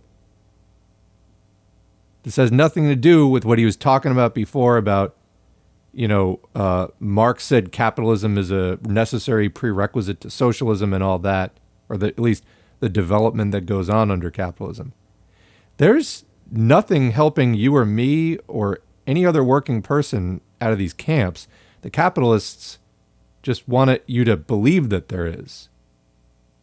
There's no benefit at all to us of them, of the camps. And Vaush is just out for ways to run them more cheaply and effectively, and I guess more humanely as well. I mean, that's nice, but that's also not the point. That's not the mission we're on here. Does he get that? Does that make sense? We just went over a lot of stuff, and I tried my best to do my reading before all this, but I'm pretty sure that everything that I said is 100% accurate. But I'm going to look more into it, and I think I'm going to talk a little bit more about proposed solutions in the future, because there's so much information on this. The thing we really need to do is we need to look outside of America. America is dumb. There are other... So this is classic liberal tinkering around the edges thinking. that Vaush is displaying here. When Vaush says a different system, he literally means the same overall system, but using like sponsors instead of, these detention camps, or at least less of the detention camps and more of the sponsors.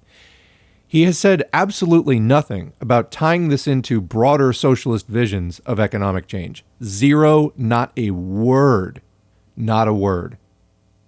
It's entirely focused on short-term tinkering, which, even if you manage to get it implemented somehow, it would take nothing at all for the 1% to pay all of their political toadies to just overturn it, all of their Congress people and everything in the government to just overturn it a few years from now. And then the march to the right will continue. Why? It's coming from the 1% who are viciously set on staying in power, even though capitalism is well into decay. They want to hold on to power by any means necessary. These are the issues that we need to address rather than getting into debates over minutia in these camps. Our call should be for something much broader than a sponsorship system. Are you fucking kidding me? Leave this to the liberals to advance. Our calls as socialists need to, first of all, be raising class consciousness in connection with every single social problem that we are facing. Vaush has done absolutely nothing, squat, in this video with regard to that. Yes, obviously, we want humane treatment for people trying to come into the United States. Obviously. You get that done in your first breath, and then you move on to doing all the other things I just talked about. What Vaush is talking about here is limited to, what has he accomplished in this video? Saying that's the way things are. If we do something radically different. And of course, he goes to this like extreme far conclusion of open borders like tomorrow as like the alternative, when in fact there are many other possible things that you could be debating rather than just camps or camps with sponsors. Do you see the purpose here is limiting, narrowing the imagination, narrowing the focus, and then basically retroactively justifying Biden's inability to act, even though he throws in some of the, and it's a bad system, and he won't change it, and blah, blah, blah. But the implication is still clear. We can't really do anything else but focus on these narrow, minor changes, which in fact the entire system is stacked against doing. So you might as well be talking about walking on the moon in a tutu, because both are equally realistic. The whole argument here is that if we focus on smaller demands, they're more likely to get passed. That's absolutely wrong. We need to raise class consciousness, build revolutionary energy, engage in direct actions on sweeping revolutionary platforms of change. And even if you're going to get reforms, that's the way you do it. You don't, if you ask for revolution, sometimes you get reforms. And further still, sometimes you even get revolution. But if you ask for reforms, you get nothing. And if you get reforms, be skeptical of them. Minor reforms, be skeptical of them, because they're really just trying to throw you a bone. Also, I've talked about this in past videos. If you get significant reforms, it means that you made them afraid. So keep doing what you're doing. We haven't made them afraid at all.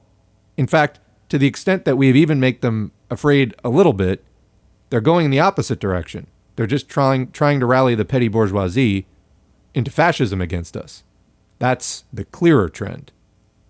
Other countries that have long contiguous borders with neighboring states that have poor socioeconomic circumstances, I'd be interested in learning more about how other countries handle that influx of immigrants, That's what I'm interested in seeing. We can learn if there's a positive example we can get from somewhere else. So again, just on the quality of this video, Vaush sat down to do a video about camps and immigration. he started out talking about some of these points about, oh, wow, it's such a problem. There's such like a long contiguous border. And I said at the time, like, well, the U.S. isn't the only country that's ever faced these problems. He concludes the video by saying, oh, yeah, well, I guess there are solutions, and I'm not going to include any in this video, even though, like, I sat down to do this video, and which involves some amount of preparation. He said he did reading. Well, he didn't really turn up anything of value, did he? Also, we're now within minutes of the end of this video. What is the thing I should know? Can you do a segment dedicated to drug war sometime? Oh, that's a solution, by the way. Hey, you want to really fix the solution? You want to really implement the solution? You want to really, you know? Here's what we should really do. End the drug war, okay? We end the drug war, we defund the cartels, Mexico stabilizes, and we stop getting so many fucking immigrants from Mexico, okay? I don't want to take in a bajillion Mexican immigrants a year because... That sounded kind of racist, to be honest. All the fucking Mexican immigrants, unquote, and then I don't want to take in 1 million Mexican immigrants a year? Like, why? They have to flee their shitty country. I want the Mexican immigrants who come up here to do so because they like our hamburgers, but otherwise are completely free to stay in Mexico because it's not a cartel-run shithole. Yeah, that was just this is not a good guy. I don't know what else to say. Sorry, I'm not trying to like shit talk all of Mexico, but they really do have some like criminal issues with the cartels. Oh, thank you, Aina, for the panini. I really appreciate that. I can't believe people in chat unironically think we should immediately dissolve our borders.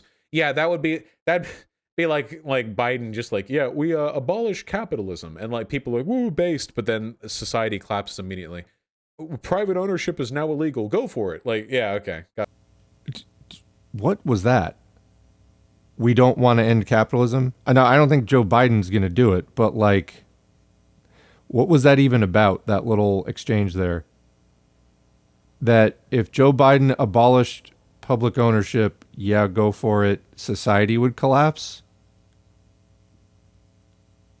You said you're a socialist, right? I don't really understand that. And again, he's just kind of throwing it in there at the end with no follow-up. And we're not supposed to question this. That's big. The president cannot abolish ICE or the DHS. Yeah, of course. Wait, I'm sorry. Biden himself can't abolish these systems via executive order. Sorry. I was unclear with my language there. I meant that if he promoted their abolition and succeeded in getting the Democrats in Congress to do so. Vaush, we got your goalposts here. Where do you want them? Anyway, this guy is a deeply unserious buffoon. Really, if you're a regular Vaush listener, like, there's better things you can be listening to. You know? So is ICE the issue, or is how ICE operates the issue? We don't need ICE. We do not need ICE, period. We don't. We don't need ICE. We just don't. I just don't think they do anything good for the country that other institutions couldn't do better and cheaper.